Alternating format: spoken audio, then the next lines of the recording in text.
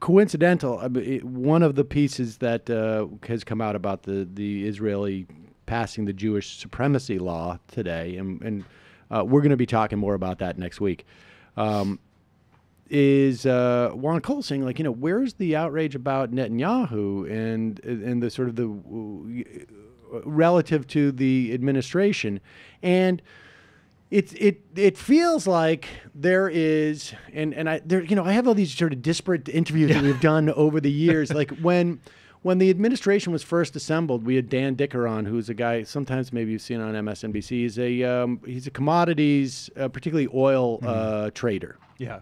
And he's like, this sounds like sort of the dream team you would set up if you're trying to do a petro, authoritarian state, essentially. Yeah. And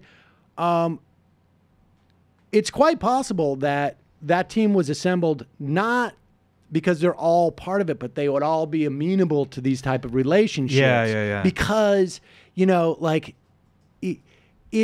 if you step back and you say, okay, how did Rex Tillerson end up in here? He didn't seem to have any relationships with anybody. Yeah, exactly. It could have been other people involved in some relationship between Russia, Saudi, UAE. And then back to Alex's point, and then Israel. Rex is there because of what you're saying, but then the bump is Trump's like, I don't like that guy. Yeah. Right. And the whole thing gets disrupted. Right, right. Yeah. And, it's all about, like, the first thing that the Trump administration did is sort of like what you read about mafia organizations doing, like, let's close the circle. Yeah. Right? Like, we're going to put all the capos, at arm's length, and we're going to close the circle so we can just, the five of us are going to do this, that type of thing. And there's a real quality to this that seems very strange. And then I have my pet theories about Felix Seder and the New York FBI and, Trump being a longtime unwitting asset of the FBI, because Seder, who seems, it clearly was an FBI CIA asset. Yeah. To the extent that Loretta Lynch is writing letters on his behalf when he's stabbing people in the face with a cocktail glass. Yeah, I like that detail. Yeah. Yeah. If this guy is helping different organizations tracking money that might have to do with arms deals, recovering Stinger missiles in Afghanistan, or Osama bin Laden's phone number. Mm-hmm. If he's doing this, he needs a pool of money. Yeah. Or a repository for this money. And that was clearly the Trump organization, knowingly or unknowingly, they probably, they thought, I think it's, the story with the Trumps is like, they thought they were dealing with this bad guy, but it turns out they were dealing with like a whole host of other bad guys just going through one, sort of like small timer bad guy. Yeah. And, but it is like, why would you need to meet with Putin alone? Yes, no, exactly. And like, even trust, fun. Honestly, like, this guy has no policy, like agenda or, And like his only, like, again, like if you're talking Trump, like the only policy, especially in international affairs, that he actually cares about is like is like tariffs. Which is like, we're not, like, that's not going to come up with Putin personally. Like, our steel imports, I got to talk to Putin man to man about like steel tariffs. Well, but why would you even need to do you that? Wouldn't even need to do that. No. Right? Maybe Putin told him that they did. And here's the thing. Like, Donald Trump, like, on some level, and he's also crazy. Yeah. That moment where, like, they had this story of, like, where Putin said on stage, like, I didn't know he was in town. There's 500 businessmen. I didn't know he was here. And Trump retells the story the next day. Yeah. But he says, to be fair, I'm probably pretty big when he probably knew I was here. He couldn't even let the cover story. No.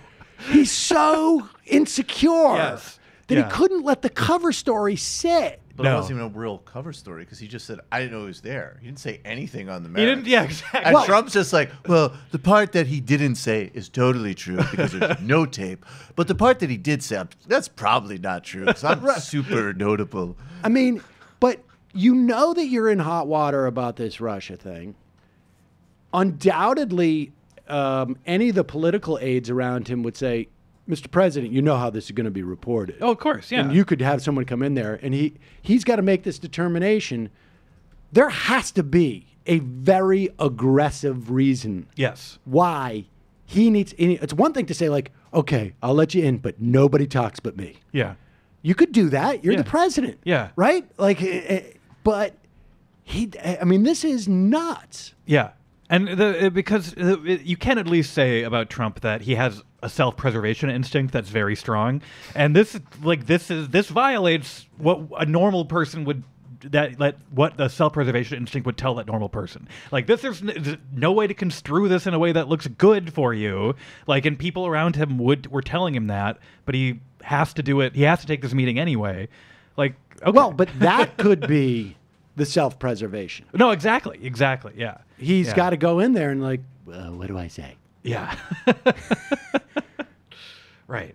I mean, what do I got to do to not have you do what you're going to do if I don't do it? Yeah. Right? I mean, that's... I'm in the say I didn't know you were in town. Could you please not do that? Please, is there any other scenario? How about you just say that you were busy? You knew I was in town. Yeah, you knew I was very there. upset. And you wouldn't hang out with film me because of respect. Because of respect. Exactly. What about... I'm spitballing. You were intimidated by me. Yes, yeah. Sure, absolutely. All right. So here is one of those moments. So the moment that Trump gets done with the conference, Dan Coates goes out. Remember, it's like on both sides, right? Like they drop the indictments before he goes into this meeting, which is, to me, I mean, I saw some piece, I don't know where it was, that was like, it was Donald Trump's decision to announce this beforehand because he wanted leverage. Nobody even took that story seriously enough to, like usually a story like that gets written and then other people sort of reference it. Yeah. And nobody even took it seriously enough to believe that. So Mueller does this, it seems to me, or Rosenstein, I guess, because it's to basically say, hey, everybody, look how weird this is going to be. Like, here's a test. Here's a test.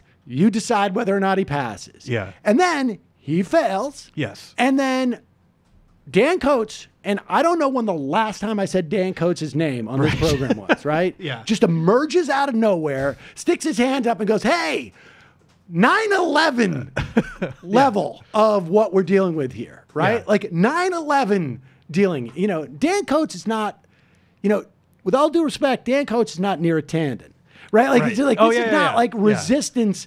He's saying 9/11. Yeah. And then he decides to go to Aspen. Maybe he would have gone to Aspen anyways. Right. And go with Andrea Mitchell to have this interview, taped. He's going out in public talking about how I wouldn't do this, I wouldn't do that. And then this moment happens, which it just is like astonishing. Here, this is Dan Coates with Andrea Mitchell sitting on plexiglass.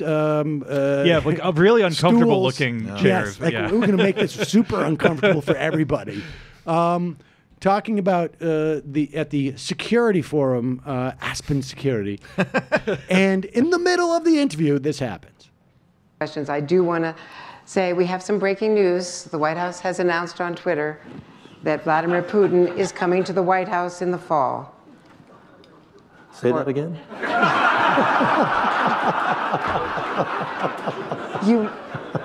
Vladimir Putin coming Did I hear to you? the... Did I hear you? Yeah. Okay. Yeah.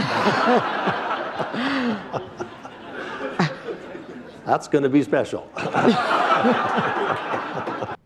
Everybody's laughing, but it is a little bit weird. It's very weird. This is the director of national intelligence. Like this, it's very weird that the laughter's weird. His response is weird. His response is weird. Like all of it. I'm meeting with the Ayatollah next week. Yeah.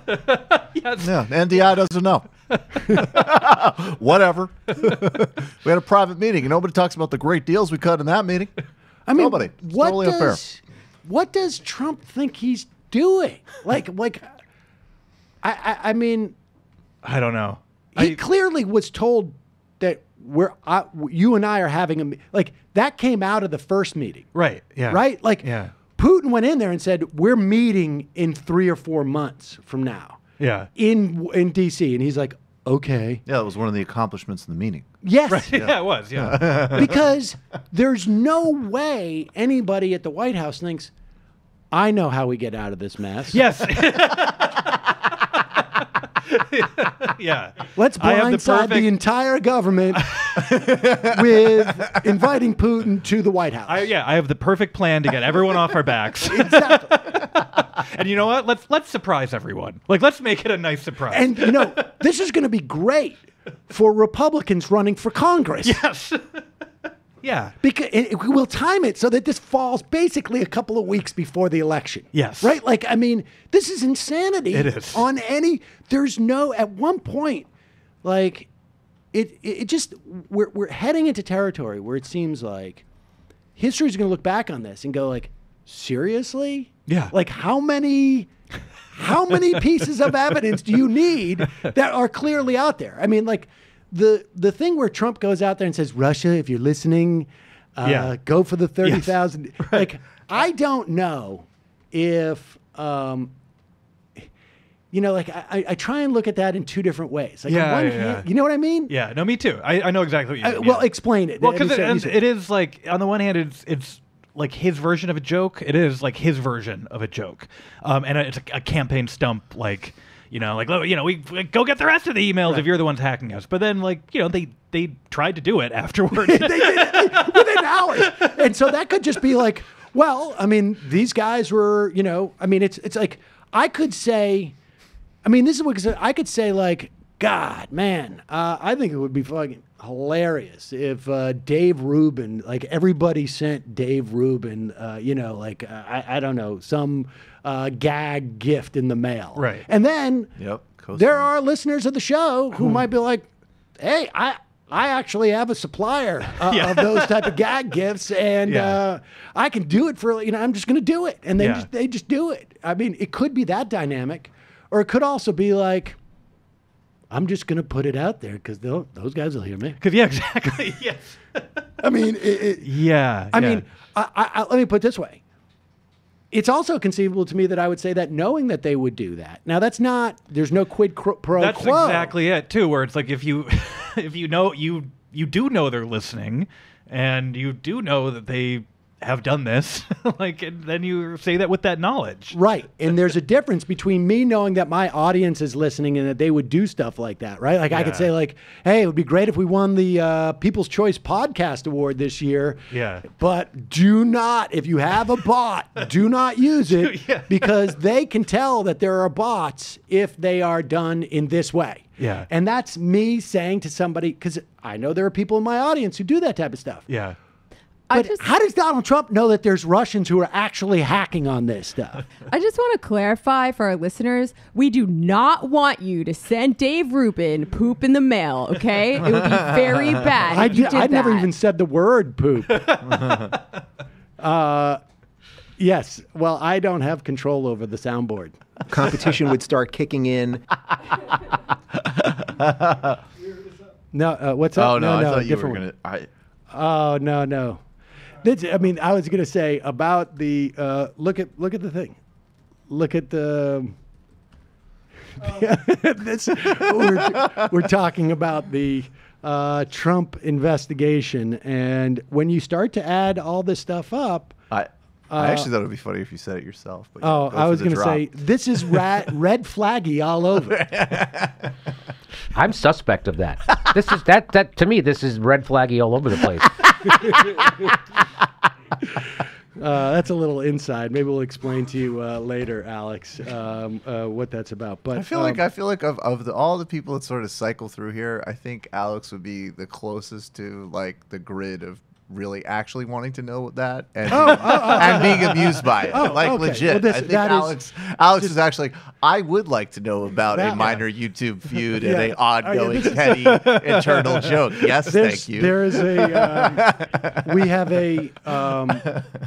now it's calmed down a little bit because but a feud with Jimmy Dore. who, and that's actually where the moon and going into Lake Michigan. Half the idioms on the show, Yeah, essentially now are a all of function the references of in this stuff show. that he said to me about the chances that somehow, Trump will have picks on the Supreme Court. You know, like the moon could fall into Lake Michigan. Anything could happen. I'm like, well, I think the odds are a little bit different. Jimmy Dore's like the Bible to this show's John Milton. Exactly. At Literary Hangover. Nice, dude. And that quote that red flaggy was about Seth Rich. And so, Oh God. yeah. So.